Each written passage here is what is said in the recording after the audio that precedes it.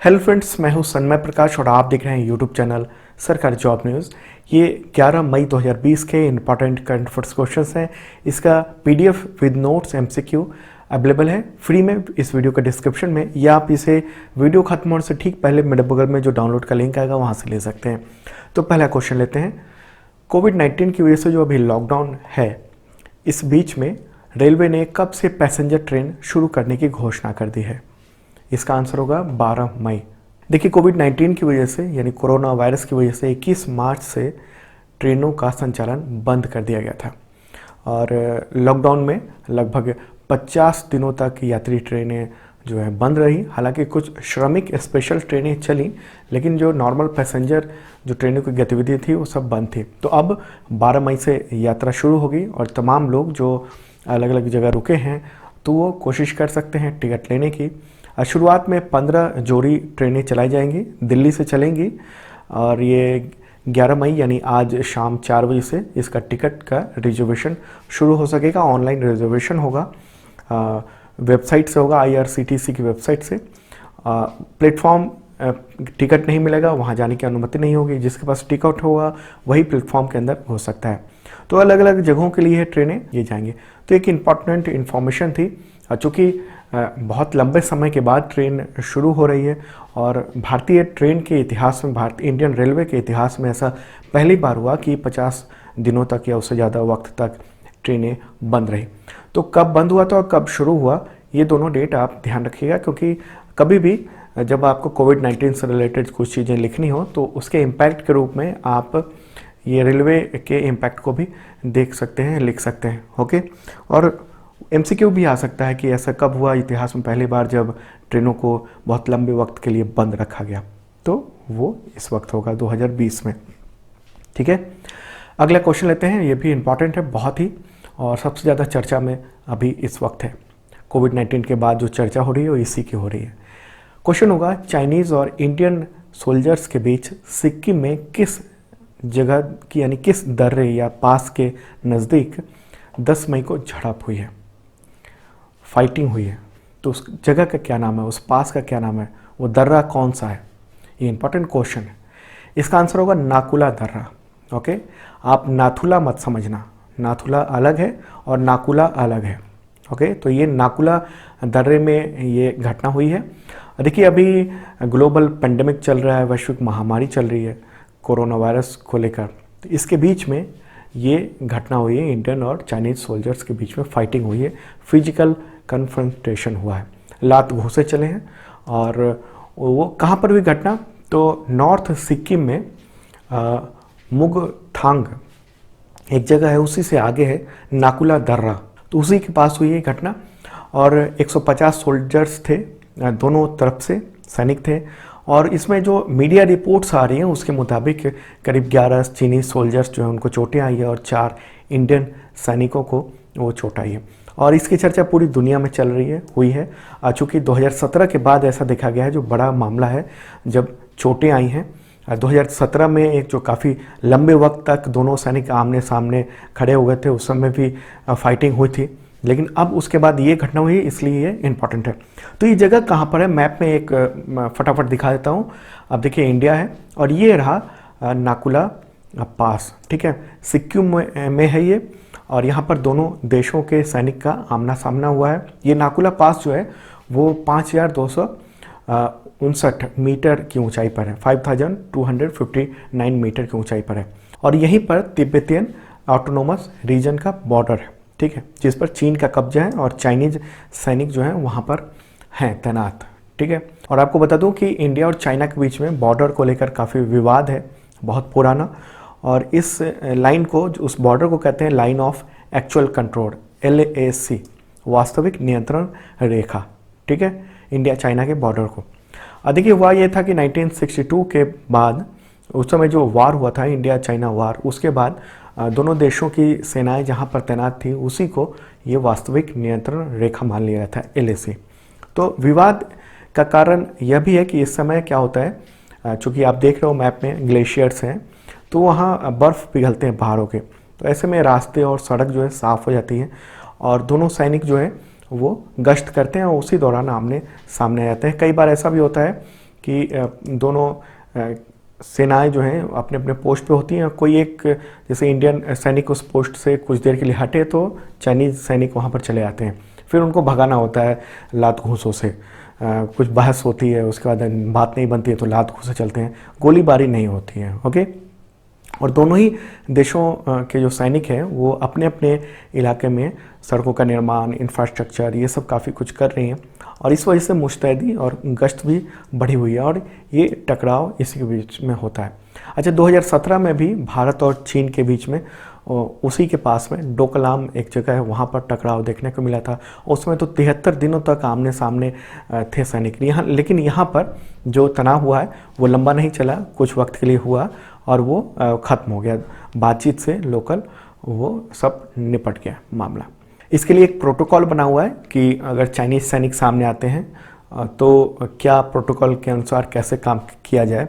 चीन ने भी अपना प्रोटोकॉल बना रखा है, तो उसी के अनुसार ये विवाद सुलझाया जाता है। अच्छा, इसी के पास में है नाथुला पास, जिसके बारे में अक्सर एग्जामिनेशन में भी आते रहते हैं और कल के वीडियो में मैंने बताया था कैलाश मानसरोवर यात्रा के लिए ये रूट भी है। ओके, तो इस रूट से भी जाते हैं। तो नाथुला पास अलग है और नाकुला पास अलग है, जो नाकुला में जो घटना हुई है कन्फ्रंटेशन की। Okay, physical.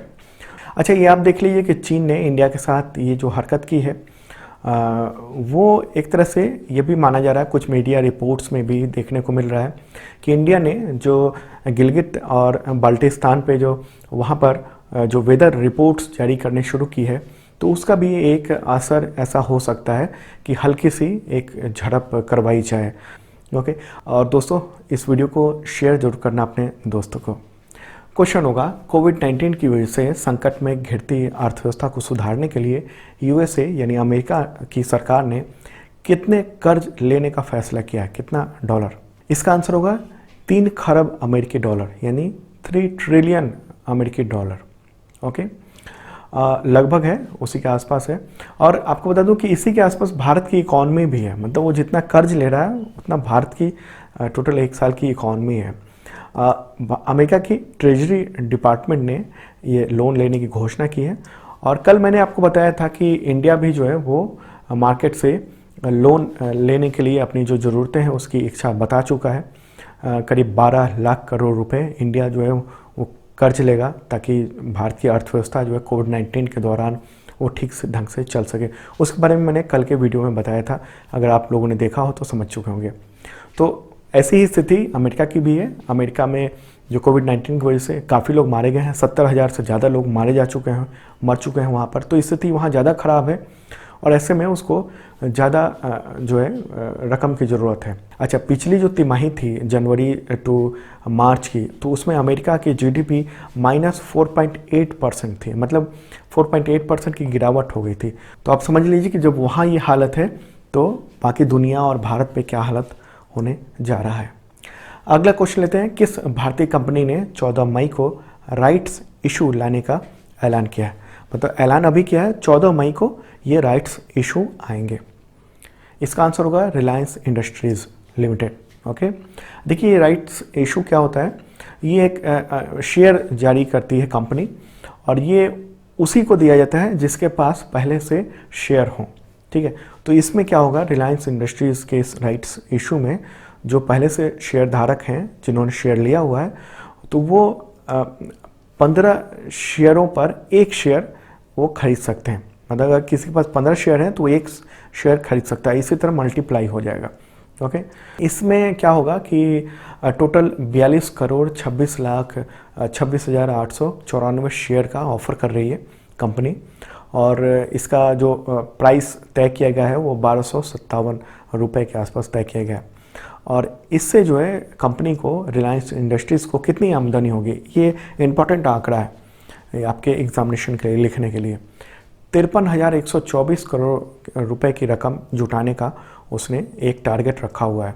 बहुत बड़ी रकम है, 53,124 करोड़ रुपए। तो इससे रिलेटेड अगला क्वेश्चन लेते हैं, रिलायंस से ही जुड़ा हुआ है। फेसबुक और सिल्वर लेक के बाद अब किस कंपनी ने जियो प्लेटफॉर्म का 2.32% हिस्सा 11,367 करोड़ रुपए में खरीदा है? 11,367 करोड़ रुपए में। इसका आंसर होगा विस्टा इक्विटी पार्टनर्स। ये भी अमेरिकी कंपनी है और इससे पहले जो दो अमेरिकी कंपनियों ने लिया था वो कौन कौन सी थी, फेसबुक और सिल्वर लेक, और ये तीसरी अमेरिकी कंपनी है विस्टा। ठीक है, और ये दुनिया भर में ये जो विस्टा है वो टेक्नोलॉजी सेक्टर में निवेश करती है और ये डील जैसा मैंने क्वेश्चन में ही बताया 11,367 करोड़ रुपए का हुआ है। और ठीक है, तो ये पूरी जो कोशिश है वो रिलायंस ने अपने आप को कर्ज मुक्त बनाने के लिए ऐसा किया है। ओके, और इसी फाइनेंशियल ईयर में यानी मार्च 2021 तक मुकेश अंबानी का ये टारगेट है कि रिलायंस तमाम कर्ज से के बोझ से उतर जाए। और जियो प्लेटफॉर्म जो है वो रिलायंस इंडस्ट्रीज़ की डिजिटल सब्सिडियरी कंपनी है। ओके, आगे बढ़ने से पहले बता दूं कि 2020 का जनवरी टू अप्रैल करंट अफेयर्स अवेलेबल है, पीडीएफ उसका एमसीक्यू के रूप में, डिस्क्रिप्शन देख लेना। और 2019 का भी करंट अफेयर्स है, हिंदी और इंग्लिश दोनों लैंग्वेज में। ओके, डिस्क्रिप्शन देख लेना। चलिए अगला क्वेश्चन लेते हैं। मदर्स डे 2020 कब मनाया गया? आंसर होगा 10 मई। ठीक है, देखिए दुनिया भर में ये अलग अलग वक्त पे मनाया जाता है, अलग अलग इसके लिए दिन तय हैं। तो भारत में इसको मई महीने के दूसरे संडे को ये मनाया जाता है। अमेरिका में भी ऐसा ही किया जाता है। ठीक है, तो इसके मनाने का उद्देश्य क्या है? माँ की जो निस्वार्थ सेवा होती है और प्यार होता है उसके बदले उनको एक से सम्मान देना, धन्यवाद देना। अगला क्वेश्चन है, मशहूर संगीतकार और गायक लिटिल रिचर्ड का 9 मई 2020 को निधन हो गया है, तो किस देश से थे? आंसर होगा अमेरिका। 87 ईयर के थे, लंबे समय से बीमार थे और उनके वो पियानो बहुत शानदार बजाते थे और लोग फैंस उनके इसके दीवाने थे। अगला क्वेश्चन है, Vijyant at Kargil the life of a Kargil hero एक बुक है, इसके लेखक कौन हैं? इसका आंसर होगा ए और बी। कौन कौन? तो कर्नल वीएन थापर और नेहा द्विवेदी, दोनों ने ये मिलकर लिखा है। और ये विजयंत थापर, जो कैप्टन विजयंत थापर थे, उनकी जीवनी पर आधारित है।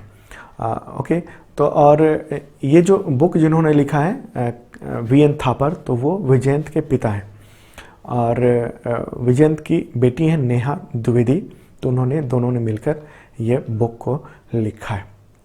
अगला क्वेश्चन है, विश्व तैराकी चैंपियनशिप 2021 को कब तक के लिए टाल दिया गया, स्थगित कर दिए गए चैंपियनशिप? आंसर होगा 2022 तक ये किया गया।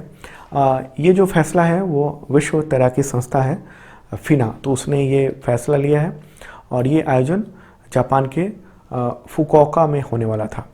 ओके, और अब ये होगा 13 से 29 मई 2022 को, 2 साल बाद होगा ये आयोजन। चलिए अगला क्वेश्चन लेते हैं। सैनिक सेवा पदक विजेता दलित एजिलाम लाई, उनका निधन हुआ है 6 मई 2020 को, तो किस प्रधानमंत्री के कार्यकाल में केंद्रीय राज्य मंत्री थे? ये क्वेश्चन इंपॉर्टेंट हो जाता है कि किसके कार्यकाल में थे वो राज्य मंत्री। इसका आंसर होगा अटल बिहारी वाजपेयी। ओके, अब वो 1998-1999 के बीच में वाजपेयी गवर्नमेंट के दौरान केंद्रीय स्वास्थ्य एवं परिवार कल्याण राज्य मंत्री थे। स्वतंत्र प्रभार के रूप में वो काम कर रहे थे और उनके सैन्य अधिकारी के रूप में 1971 के जो इंडिया पाक वार हुआ था, तो उसी में बेहतरीन काम किया था उन्होंने। उसके लिए राष्ट्रपति के द्वारा सेना सेवा पदक से भी सम्मानित किया जा चुका था। तो दोस्तों ये था इंपॉर्टेंट करंट अफेयर्स, कैसा लगा जरूर बताना। और इसका पीडीएफ अवेलेबल हो गया है, मेरे बगल में जो डाउनलोड का लिंक है उस पर क्लिक कीजिए, डाउनलोड कर लीजिए, या आप इसे वीडियो के डिस्क्रिप्शन में वहाँ से भी आप ले सकते हो। और जिन लोगों ने सब्सक्राइब नहीं किया ज़रूर करना, साथ में बेल आइकन दबाना मत भूलना।